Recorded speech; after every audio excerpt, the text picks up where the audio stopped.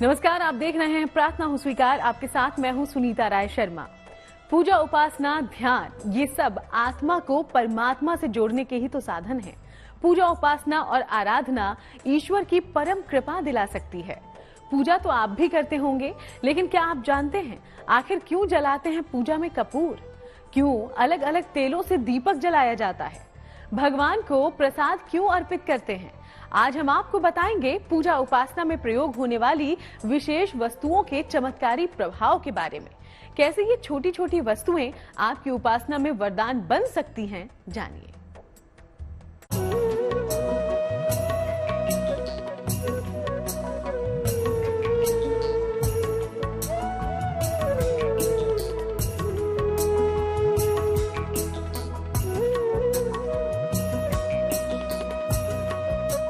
भीनी भीनी सुगंध से भरा पवित्र वातावरण, हल्की हल्की रोशनी बिखेरते दीपक,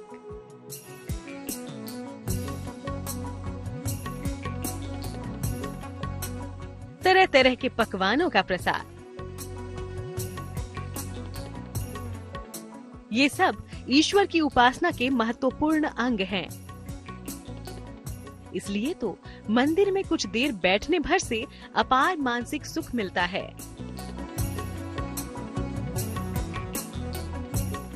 मन शांत हो जाता है। लेकिन क्या आपने कभी सोचा है ईश्वर के हर रूप की उपासना में इन पूजन सामग्रियों का प्रयोग आखिर क्यों होता है?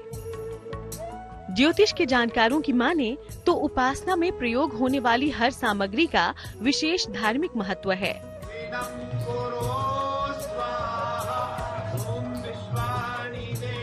तो आइए सबसे पहले हम आपको बताते हैं कि पूजन में कपूर क्यों है महत्वपूर्ण।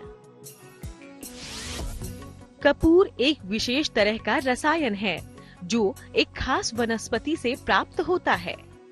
ये आमतौर से 3 तरह का होता है: जापानी, भीमसेनी और पत्री कपूर। कपूर का प्रयोग पूजा उपासना, औषधि और सुगंध के लिए किया जाता है। हिंदू धर्म परंपरा में आरती के लिए इसका सर्वाधिक प्रयोग होता है। देखिए, कर्पूर की जो उत्पत्ति है, हमारे यहाँ कहा गया कदली गर्भ संभूतम कर्पूरम सुदीप्तितम।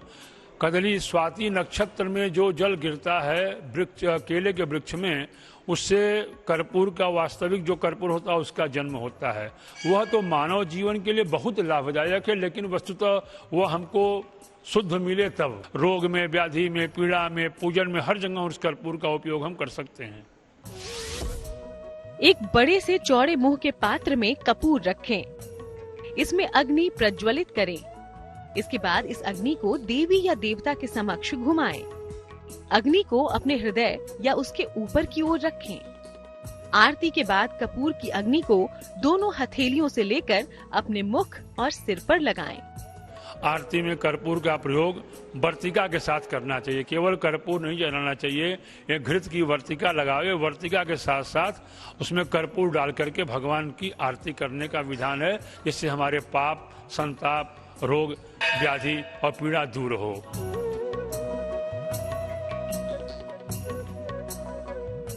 पूजन के दौरान दीपक तो आप भी जलाते होंगे। किसी भी पूजा आराधना में बिना दीपक के पूजा संपन्न नहीं होती। हम तीर्थ स्थानों पर जाते हैं तो दीपदान करते हैं। मंदिरों में रोजाना दीपक के जरिए ही भगवान की आरती और वंदना करते हैं।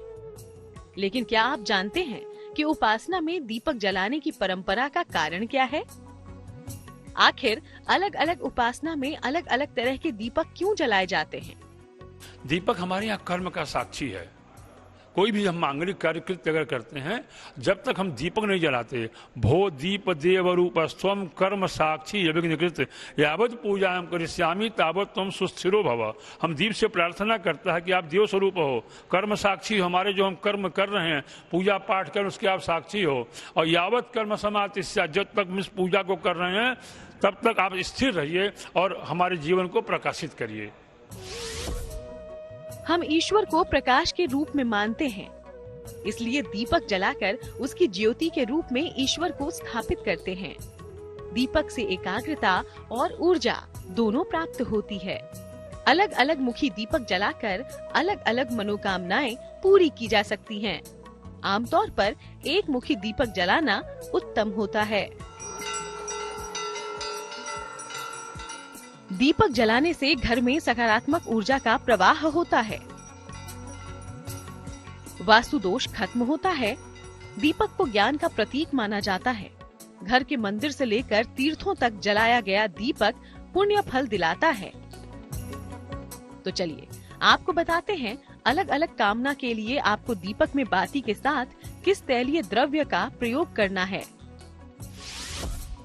आर्थिक लाभ के लिए रोजाना देसी घी का दीपक जलाएं। शत्रु भय दूर करने के लिए सरसों के तेल का दीपक जलाएं। राहु केतु शांति के लिए अलसी के तेल का दीपक जलाएं। इष्ट या कुल देव के सामने घी का ही दीपक जलाएं।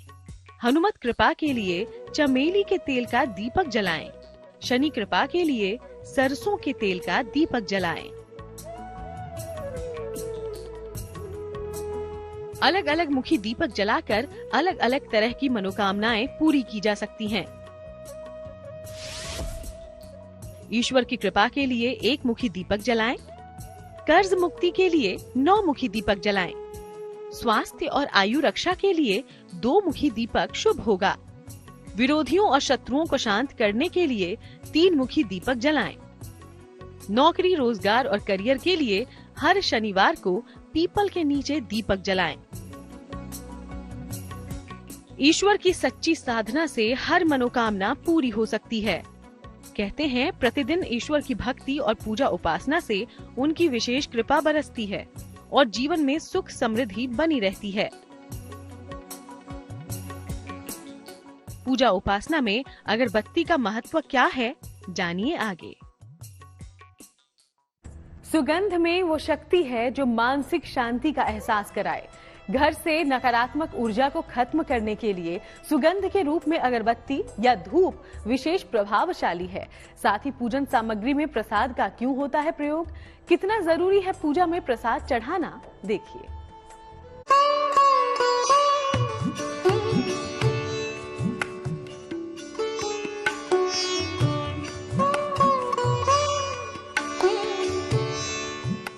ईश्वर की उपासना में प्रयोग होने वाली सुगंध सामग्री धूप, दीप, अगरबत्ती, हवन, चंदन, इन सभी वस्तुओं का खास महत्व है और ये पूजा को सफल बनाने के लिए जितना जरूरी है उतना ही हमारे जीवन में सकारात्मक ऊर्जा का संचार भी करती हैं।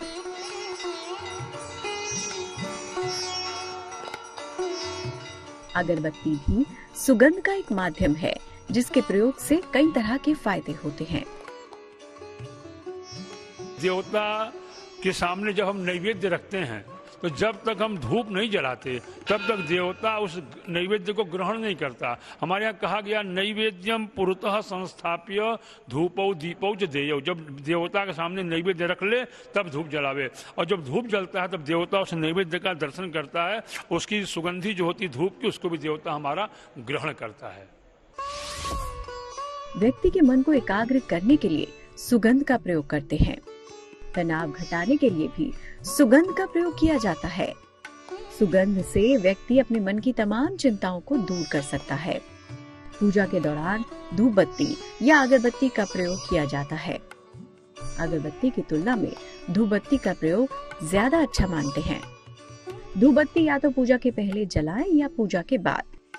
आमतौर पर पूजा के लिए चंदन की धूप बत्ती का प्रयोग करना उत्तम होता है।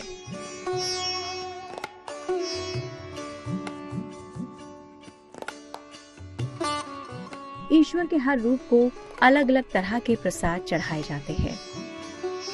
ज्योतिष के जानकारों की माने तो पूजन में प्रसाद अर्पित करना जरूरी नहीं, लेकिन जिस पूजा में प्रसाद शामिल हो उसे उत्तम माना जाता है। प्रसाद में 3 शब्द हैं, प्रसाद। प्र माने प्रभु का, सा माने साक्षात, द माने दर्शन। जिसको हाथ में लेने पर उस देवता का साक्षात्कार हो, उस देवता का मंतव्य बने, उसी का नाम प्रसाद है। और जो व्यक्ति प्रसाद का सत्कार करता है उसके घर में प्रसन्नता आती है। हमारे यहाँ कहा गया है प्रसादस्तु प्रसन्नता। जो व्यक्ति प्रसाद का स्वागत करते हैं उनके घर में प्रसन्नता आती है, उनके घर में श्री आती है, उनके घर में वैभव आता है। ईश्वर की कृपा को अपने अंदर लाने के लिए प्रसाद चढ़ाते हैं। प्रसाद चढ़ाने के बाद प्रसाद ग्रहण भी किया जाता है। प्रसाद के बिना भी पूजा हो सकती है, लेकिन पूजा में प्रसाद हो तो ज्यादा अच्छा होगा। प्रसाद में कोई भी सात्विक चीज चढ़ा सकते हैं। फल, मिठाई और जल भी प्रसाद के रूप में चढ़ाया जा सकता है। कुछ ना हो सके तो शक्कर चढ़ाना उत्तम होता है। सफेद वस्तुओं का प्रसाद सबसे उत्तम माना जाता है। हर देवताओं के अलग अलग प्रसाद है, इसकी व्याख्या बहुत लंबी है। हर देवता, किसी देवता को मोदक प्रिय है, किसी देवता को चरु प्रिय है, किसी देवता को पायस प्रिय है, हर देवताओं का नैवेद्य अलग अलग है। लेकिन हमारे यहाँ कहा गया है कि तोदीयम, हमारे पास पत्रम पुष्पम फलम तोयम, जो हमारे पास श्रद्धा भक्ति से दिया हुआ प्रसाद है वो किसी भी रूप में देवता को हम अर्पण करते हैं और हमारे देवता उसको ग्रहण करते हैं।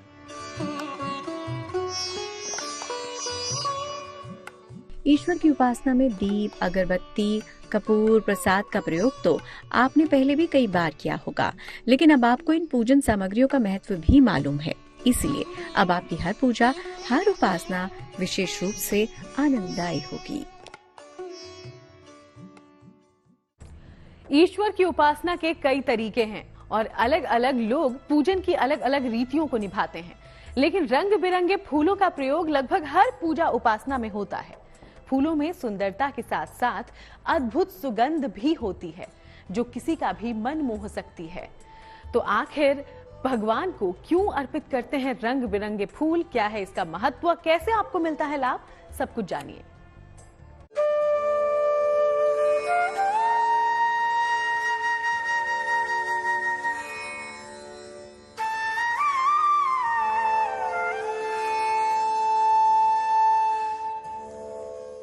पूजा उपासना में प्रयोग होने वाले फूल ईश्वर और इंसान के संबंधों को और भी गहरा कर देते हैं।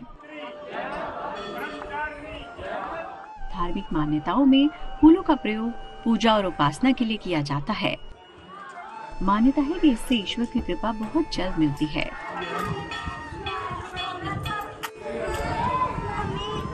फूलों की सुगंध और सुंदरता आसपास के वातावरण को पवित्र और सकारात्मक कर देती है, और ऐसे पवित्र वातावरण में ही होता है ईश्वर का वास। फूल हमारी श्रद्धा और भावना का प्रतीक है। यह हमारी मानसिक स्थितियों को भी बताते हैं।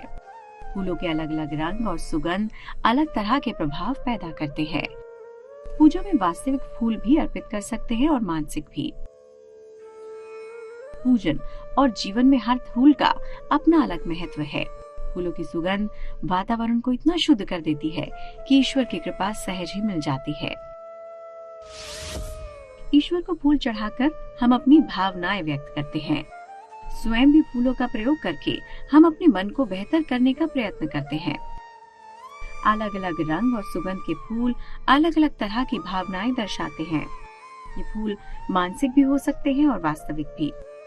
इन्हें अपने इष्ट देव को अर्पित करना चाहिए।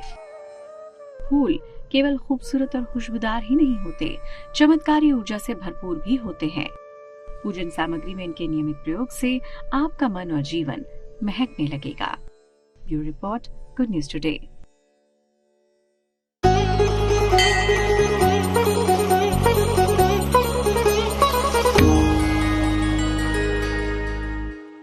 किसी प्रकार का कोई पूजा हो, हवन हो, अनुष्ठान हो, यज्ञ हो, उसमें भगवान को याद करते हैं, पुष्प चढ़ाते हैं, मिष्टान्न चढ़ाते हैं, भोग लगाते हैं, धूप दिखाते हैं, अगरबत्ती दिखाते हैं, दीपक दिखाते हैं, उसके बाद ध्यान करते हैं। लेकिन उसके साथ साथ जब भगवान को हम आमंत्रित करते हैं, याद करते हैं, तो भोग प्रसाद जरूर लगाते हैं, हवन जरूर करते हैं। तो हवन का विशेष महात्म्य है। अग्निदेव के माध्यम से देवताओं तक हम भोजन को पहुंचाते हैं, भोज्य पदार्थ को उनको पहुंचाते हैं। सुगंधित हवन का प्रयोग किया जाना चाहिए। हिंदू धार्मिक मान्यताओं के अनुसार प्रत्येक पूजा पाठ अनुष्ठान जप तप में अगरबत्ती का प्रयोग किया जाना शुभ माना जाता है। आध्यात्मिक तथा धार्मिक दृष्टिकोण से पूजा के समय अगरबत्ती जलाना बड़ा ही महत्वपूर्ण होता है। इससे वातावरण सुगंधित हो जाता है।